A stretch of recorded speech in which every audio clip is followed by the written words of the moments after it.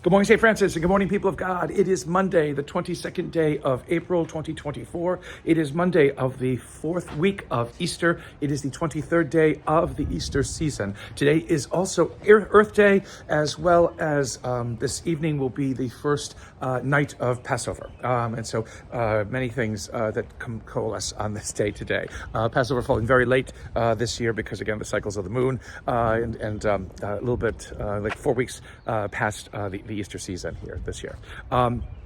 Just completed morning prayer today here at the Franciscan School. The weather, yeah, sorry, where am I? The weather is still rather cool, so it's kind of very, very nice, especially after the 80 and 90 degree weather that we had last week. So again, it's nice. It's a very beautiful morning here today in Raleigh.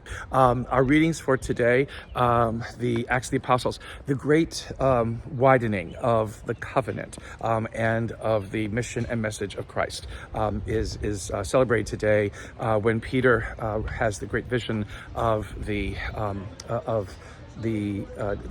food that comes down from heaven on a sheet, and that basically God says God has cleaned.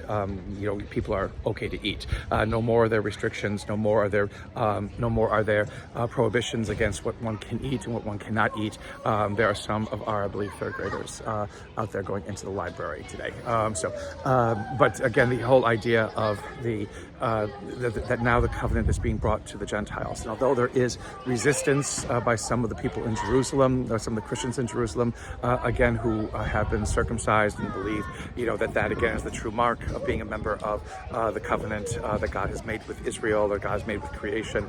It is now surpassed, by allowing the Gentiles, allowing non-Jews to enter into the relationship with God that Israel has had. Again, that Christ now opens up through his death and through his resurrection. This whole understanding of the widening, of the covenant makes Christ's mission more than just to the people of Israel. It now becomes something that is worldwide. And again, the whole point, of Judaism in trying to be a model for the world of what it means to be in right relationship with God and with one another, is now extended to the entire world.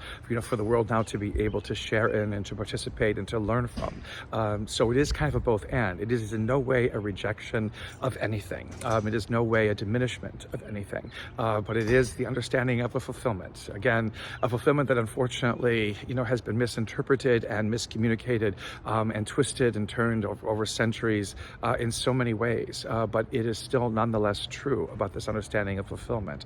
And again, how that can be expressed and how that can be shared, how that can be received and understood is still constantly the mission of all of those who understand that we have a relationship with a God who cares about us, who created us, who loves us to the end. And today's gospel, again, now because we have passed the fourth Sunday of Easter, passing Good Shepherd Sunday, we now hear repeated again and again what kind of shepherd Jesus is, what kind of shepherd Christ is, or what kind of shepherd God is for us. And so this is now more and more, we hear basically what seems to be most logical understandings of things, which John's gospel says the people who were hearing this for the first time didn't seem to comprehend or understand. And that is again understanding shepherdry, or however you pronounce caring for sheep. It's that again the sheep become the shepherd becomes familiar to the sheep, and the sheep become familiar to the shepherd, and there is again this care and this concern for them, and they listen to the shepherd's voice the same way sometimes we believe that our pets can also listen to the sound of our voice. But there is this kind of affinity that grows, and so the sense in which the voice of that which offers hope and peace and comfort, or whatever it is, to the sheep will follow. They will not follow a thief. They will not follow a stranger. They will not follow somebody who comes in only to kill and to destroy. But they will follow somebody who gives life and who offers life to them in safety and security.